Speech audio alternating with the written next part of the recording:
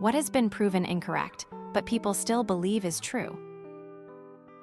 That only overweight people have cellulite. That cellulite is a moral failing. Cellulite is simply the way your adipose tissue is formed. Some people's is smooth, and some people's is mesh-like. It's literally like how some people's earlobes are connected to their head and some are unattached. There's zero reason to judge someone for something that's a natural part of their body. The myth that we only use 10% of our brains. It's been thoroughly debunked, but I still see it perpetuated in media.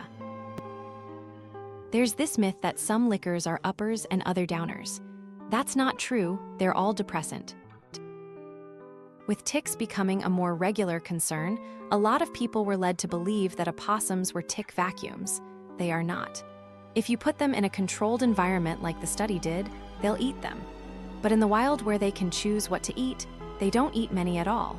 Certainly not enough to have any measurable reduction in tick numbers. That cracking your knuckles gives you arthritis.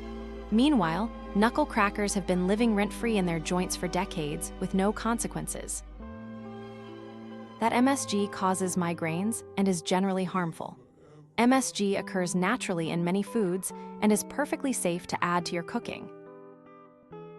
IIRC, it was recently found that a worrying amount of forensic evidence processing was complete junk.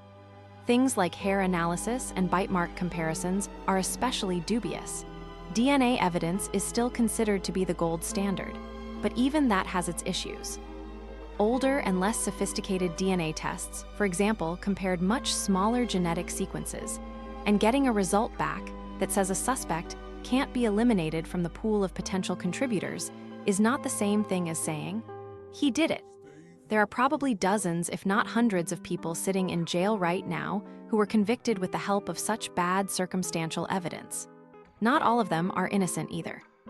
But the point is, a lot of forensic evidence is way more sketchy and untrustworthy than TV shows would have you believe.